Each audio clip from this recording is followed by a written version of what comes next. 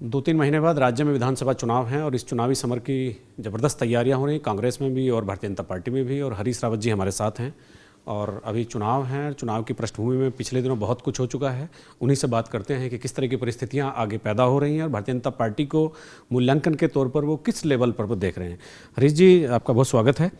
और चूँकि चुनावी समर में आप जा ही रहे हैं, कैंपेन कमेटी के चेयरमैन हैं आप, एक अधिकृत एक बड़ा चेहरा, क्या लग रहा है अभी एट पार, अभी कहाँ खड़े हैं कांग्रेस और भारतीय जनता पार्टी दोनों? देखिए, राज्य की जनता ने बदलाव का मन बना लिया है। भाजपा ने इन 4.5 वर्षों से ज़्यादा समय में उनको निराश किया है। डबल इंजन का कहीं असर दिखाई नहीं दिया, बल्कि डबल इंजन का मतलब लोगों ने लगा लिया मुख्यमंत्री बदलो, घोटाले करो। अब आप देखिए, 2-3 घोटाले के मामले ऐसे हैं जो चीख चीख करके कह रहे हैं कि भाजपा सरकार भ्रष्टाचार में लिप्त है। और दूसरी तरफ हम पर आरोप लगाते थे कि हम लोकपाल नहीं देना चाहते, हमने लोकपाल दे दिया। लोकायुक्त का चयन करके गवर्नर को सौंप दिया था। अभी भी गवर्नर के वहाँ पड़ा हुआ है, क्योंकि मेरी सरकार बदलने के बाद गवर्नर ने उसको मंजूरी नहीं दी। हमारे समय में मैं 2 बार प्रयास किया कि उसको निकलवा लिया जाए किसी तरीके से। तो आज हम लोकायुक्त विहीन हैं। इन 4.5 सालों में भाजपा लोकायुक्त नहीं बना पाई। तो इस प्रकार से रोजगार देने के क्षेत्र में भाजपा फिसड्डी साबित हुई है। हमारे सामने कहीं पर भी नहीं टिक पा रही है। महंगाई चरम पर है।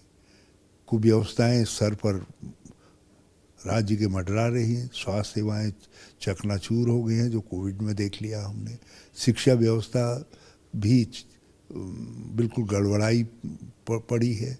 तो जिस राज्य के अंदर शिक्षा व्यवस्था खराब स्थिति में हो, स्वास्थ्य सेवाएं खराब स्थिति के अंदर हो, जिसमें कुंभ जैसे टेस्टिंग घोटाले राज्य के लोगों को शर्मसार कर रहे हों, मुख्यमंत्री दर मुख्यमंत्री बदले जा रहे हों, बेरोजगारी रोज़ बढ़ रही हो, महंगाई रोज़ बढ़ रही हो, तो ऐसी पार्टी को लोग क्यों अपना समर्थन देना चाहिए? वो कह रहे हैं कि कांग्रेस की इन फाइटिंग हमारा बहुत बड़ा एक सपोर्ट कर रही है, कांग्रेस में झगड़े बहुत हैं। देखिए, लोकतांत्रिक पार्टी है। कांग्रेस में हमेशा सवाल उठते रहे, बातें होती रही हैं। नेहरू जी के समय में भी थी, इंदिरा जी के समय में भी थी, राजीव जी के समय में भी थी। लेकिन इसका अर्थ ये नहीं है कि कांग्रेस पार्टी एक लक्ष्य की तरफ आगे नहीं बढ़ती गई है। हम लक्ष्य की तरफ आगे बढ़ते गए हैं। ये ऐसा इस तरीके के सवाल आपस में लोकतांत्रिक पार्टी में उठते हैं। हम भाजपा जैसी पार्टी तो नहीं है कि रेजिमेंटेड पार्टी, एक जगह से हुक्म आए सबने मानना है। और फिर वहाँ अब क्या हो रहा है? 3-3 मुख्यमंत्री क्यों बदलने पड़े? झगड़ा तो है ना कहीं न कहीं, तभी तो 3-3 मुख्यमंत्री बदलने पड़े। अभी चूंकि मान मनवल भी चल रही है, यशपाल आर्य और उनके जो विधायक पुत्र थे वो कांग्रेस में शामिल हो गए हैं फिर से एक बार।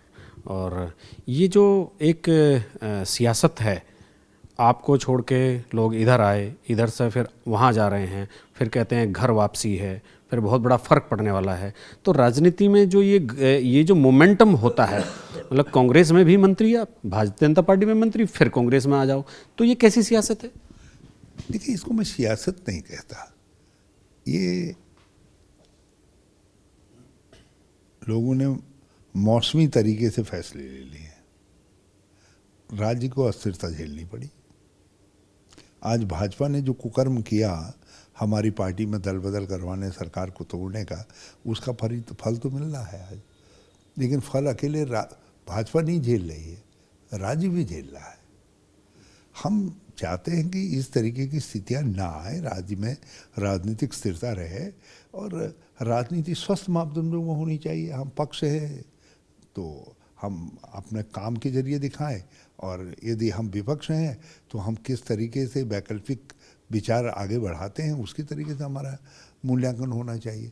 अब यहाँ तो मूल्यांकन से पहले पानी को इतना गंदला दे रहे हैं कि कुछ दिखाई नहीं दे रहा है। अभी आपदा आई है, सरकार ने जो कामकाज किया है, क्योंकि आप भी एक बहुत बड़ी आपदा के बाद इस मुख्यमंत्री बने थे प्रदेश के, तो यहाँ पे सरकार को भी क्या करना चाहिए था आपके नज़रिए से? गवर्नमेंट ने कितना कुछ किया? देखिए, गवर्नमेंट बिल्कुल फेल हो गई आपदा। पहली बात तो यह यदि अमित शाह जी ने सही कहा है कि 36 घंटा पहले सूचना दे दी थी, तो राज्य सरकार ने उस सूचना का कोई कॉग्निजेंस नहीं लिया। यहाँ तक कि डैमों का पानी बिना मुनादी के छोड़ना पड़ा। नैनीताल झील टूटने को तैयार थी, जो हालात रहे हैं। और उसके बाद रेस्क्यू में भी 4-4 दिन बाद लोगों के शव नहीं मिल पाए। उनके लोग जो है ऐसी जगहों पर जहाँ दबे थे रोते हुए बैठे रहे। हमारे पास SDRF है, NDRF है, दुनिया भर की व्यवस्थाएं हैं, उसके बावजूद जो है 4 दिन हमको सब खोजने में लग गए 4-5 दिन। ट्रैकर्स के तो अब भी कहा जा रहा है कि अब दिखाई दे रहे हैं करके। इतने दिन बाद जब मौसम खुल गया और सबसे संभव था नहीं हो पाया, लोगों तक सहायता नहीं पहुंची है। कई जगहों जो वाटर जन्य डिजीजेस हैं, डेंगू आदि फैलने की संभावना बन गई है। हमारे रुद्रपुर इत्यादि में, रुद्रपुर में तो गली में पानी घुस गया। सितारगंज में भी वही हालत है। कई जगहों इस तरीके की हालत पैदा हुई है। पहाड़ों में लोग टूट करके तो मकानों के दब करके मर रहे हैं, यहाँ ये मर रहे हैं। धान के खेत चौपट हो गए, सब बर्बाद हो गया लोगों का। चलिए, आप आपदा को आने से नहीं रोक सकते, लेकिन आप सहायता तो पहुंचा सकते हैं, आप बचाव तो कर सकते हैं। ये बचाव में भी फेल रहे और सहायता पहुंचाने में भी फेल रहे। राव जी, अभी चुनाव में जा रहे हैं आप, मतलब आपकी पंचलाइन क्या है पब्लिक के लिए? सरकार के खिलाफ आपका सबसे बड़ा हथियार क्या होने वाला है? हमारा बिल्कुल सीधा हथियार है, इनको बदलो, हम इनसे बेहतर सरकार देंगे। हमने पहले बेहतर सरकार दी है, आप उसकी तुलना में देख लीजिए ये कहाँ पर खड़े हैं। और यदि आपको लगता है हम इनसे अच्छी सरकार दे सकते हैं, तो आप हमको एक बड़ा अच्छा बहुमत दीजिए, ताकि राजनीतिक अस्थिरता न झेलनी पड़े। निर्णय लेने की क्षमता लेने वाली सरकार दीजिए। हरी जी, इस इशू पे चूँकि मैं पिछले 1-1.5 साल से आपसे बात कर रहा हूँ, अलग अलग प्लेटफार्म पे अलग अलग तरह की बात हुई है। जो लोग कांग्रेस छोड़ के गए थे, एक जो आपका नज़रिया इस समय है, मतलब एक क्या मानक है आपका? आज क्या सोचते हैं आपको, उनको क्या करना चाहिए और क्या एक विकल्प निकल सकता है? देखिए, पार्टी के लिए जो व्यक्ति उपयोगी थे उनको हमने ले लिया। अब हम फिर आकलन करेंगे। यदि कहीं हमको ज़रूरत होगी, हमको लगेगा चुनावी रणनीति के लिए लेना ज़रूरी है, तो हम लेंगे। हम कोई दरवाज़ा बंद करके बैठे हुए राजनीतिक दल नहीं है। लेकिन हम आम तौर पर कि लोगों से कहने आ जाइए ले लेंगे। हमारे कार्यकर्ताओं ने मेहनत करके पार्टी को इस लायक बनाया है कि आज लोग कांग्रेस में आकर के जीतने की संभावनाएं देख रहे हैं, तो उन कार्यकर्ताओं का हक क्यों मारा जाए? मैं कार्यकर्ताओं के हक के साथ खड़ा रहूँगा। हाँ, जहाँ पार्टी के लिए ज़रूरी होगा तो वहाँ हम उपयुक्त व्यक्ति को उपयुक्त समय पर लेंगे।